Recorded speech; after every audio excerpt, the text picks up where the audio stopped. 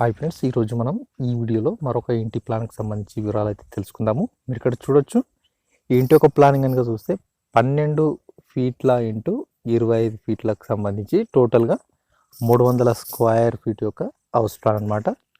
దీనికి సంబంధించి full information అయితే మనం ఈ ఛానల్లో అయితే ఈ వీడియోలో అయితే తెలుసుకుందాము. మీరు ఇక్కడ చూడొచ్చు, టోటల్గా 300 స్క్వేర్ ఫీట్ యొక్క హౌస్ ప్లాన్ అనమాట. ఈ ప్లానింగ్ ప్రకారం కనుక చూస్తే టోటల్గా 3,60,000 ఒకప్పుడు అవుతుండే, ఇప్పుడు దీనికి డబల్ అనమాట. మీరే అర్థం చేసుకోండి ఎంత అవుతాయో. దీనికి సంబంధించి లాస్ట్ మనం మాట్లాడుకుందాం. ఫస్ట్ మనం హౌస్ ప్లానింగ్కి సంబంధించి వివరాలు అయితే తెలుసుకునే ప్రయత్నం చేద్దాము. మీరు ఇక్కడ చూడొచ్చు, హౌస్ ప్లానింగ్ అనేది ఈ విధంగా అయితే ఉంటుంది. దీనికి సంబంధించి ఫస్ట్ మనం ఇక్కడ చూడొచ్చు, ఇది ఎంట్రీ అంటే గేట్ అనమాట, లోపలికి వెళ్ళే దారి. ఇక్కడ గేట్ అయితే రావడం అయితే జరుగుతుంది. గేట్ యొక్క పొడవు 4 ఫీట్లు అయితే ఉంటుంది.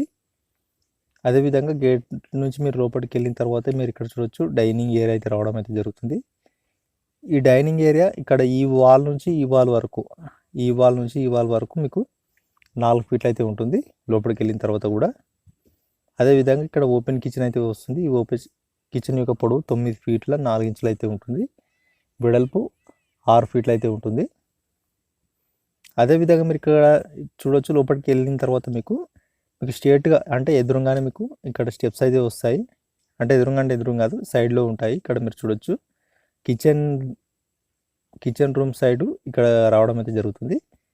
అదేవిధంగా సెంటర్లో ఒక బెడ్రూమ్ అయితే రావడం అయితే జరుగుతుంది. ఈ బెడ్రూమ్ యొక్క పొడవు మీరు ఇక్కడ చూడొచ్చు, 11 ఫీట్ల 2 ఇంచులు అయితే ఉంటుంది. వెడల్పు 10 ఫీట్లు అయితే ఉంటుంది. అయితే ఎవరైతే చిన్న ఫ్యామిలీ, ఎవరైతే నలుగురు కనుక ఉంటే, ఒక భార్య భర్త అదేవిధంగా 2 పిల్లలు కనుక ఉంటే ఇలాంటి ప్లానింగ్ అనేది చాలా బాగుంటుంది. సింపుల్గా బడ్జెట్లో మీరు ఇల్లు కట్టాలనుకుంటే ఈ ప్లానింగ్ అయితే మీకు చాలా చాలా యూస్ఫుల్ అయితే అవుతుందని నేను అనుకుంటున్నాను.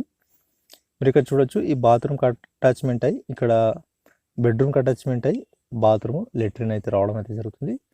మీరు ఇక్కడ చూడొచ్చు, దీని యొక్క పొడవు 6 ఫీట్ల 3 ఇంచులు, వెడల్పు 4 ఫీట్లు అయితే ఉంటుంది. అదేవిధంగా మీరు ఇక్కడ చూడొచ్చు, ఈ బెడ్రూమ్కి అటాచ్మెంట్ అయ్యి కూడా ఇంకా స్టోర్ రూమ్, అంటే మీరు స్టోర్ రూమ్ అనుకోవచ్చు, లేకుంటే మీరు ఏ రూమ్ చేసుకోవాలనుకుంటే ఆ రూమ్ అనుకోవచ్చు. నేను శాంపుల్ ఇక్కడ స్టోర్ రూమ్ అనేది ఇక్కడ సెట్ చేయడం అయితే జరిగింది. దీని యొక్క పొడవు 4 ఫీట్ల 6 ఇంచులు అయితే ఉంటుంది. వెడల్పు 4 ఫీట్లు అయితే ఉంటుంది. మీరు ఇక్కడ చూడొచ్చు, వాల్ యొక్క థిక్నెస్, అంటే మీరు ఇక్కడ ఏదైతే హౌస్ ప్లానింగ్ అయితే చూస్తున్నారో ఇక్కడ వాల్ థిక్నెస్ 5 ఇంచులు అయితే ఉంటుంది. స్టాండర్డ్ అనమాట, ఇది 5 ఇంచులు అయితే ఉంటుంది. అదేవిధంగా పిల్లర్స్ యొక్క స్టాండర్డ్ లెంత్ ఎంత అంటే 3 ఫీట్లు అయితే ఉంటుంది.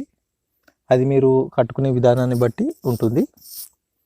అదేవిధంగా ఎక్కడెక్కడైతే మీకు రెడ్ చుక్కలు అయితే కనిపిస్తున్నాయో, ఆ చుక్కలు ఎక్కడెక్కడైతే ఉన్నాయో అక్కడ పిల్లర్స్ అయితే వస్తాయి. టోటల్గా ఇక్కడ ఎన్ని పిల్లర్స్ వస్తాయో మనం చూద్దాము. 1 2 3 4 5 6 6 7 8 9 2 3 4 5 6 7 8 9 10 పిల్లర్స్ వస్తాయి అనమాట. ఈ ప్లానింగ్ బట్టి టోటల్గా 10 పిల్లర్స్ వస్తాయి. అంటే మీరు కట్టే ఇంటిని బట్టి పిల్లర్స్ సైజ్ అనేది మారుతుంది. అదేవిధంగా పిల్లర్స్ యొక్క పొడవు వెడల్పు అనేది కూడా మారుతుంది. అయితే మీరు M12 కానీ M16 కానీ M20 కానీ ఏదైనా వాడచ్చు. కాకపోతే మీరు చిన్నగా బడ్జెట్లో ఇల్లు కట్టాలనుకుంటే మీరు M16 మాత్రమే వాడండి. ఎందుకంటే మీరు ఒకవేళ ఫ్యూచర్లో కూడా ఈ ఇంటి పైన మరొక అంతస్తు మీరు వేయాలనుకుంటే మీరు M16 వాడితే చాలా బెటర్. ముఖ్యంగా మీరు ఆ స్టీల్ కూడా మీరు మంచి కంపెనీ తీసుకోండి. ఏది పడితే అది కాదు, మంచి కంపెనీ తీసుకుంటే ఇల్లు అనేది చాలా స్టాండర్డ్గా ఉంటుంది. ఫ్యూచర్లో కూడా మనకు 20 సంవత్సరాలు వచ్చే ఇల్లు మినిమం 50-60 ఇయర్స్ అయితే 60 ఇయర్స్ వరకు అయితే వచ్చే అవకాశం అయితే ఉంది. ఫ్రెండ్స్, ఈ వీడియో మీకు నచ్చింది అనుకుంటున్నాను. ఈ వీడియో నచ్చితే లైక్ చేయండి. అదేవిధంగా మన ఛానల్లో హౌస్ ప్లానింగ్కి సంబంధించి మాత్రమే వీడియోలు అయితే ఉంటాయి, వాటిని చూడండి. Thank you.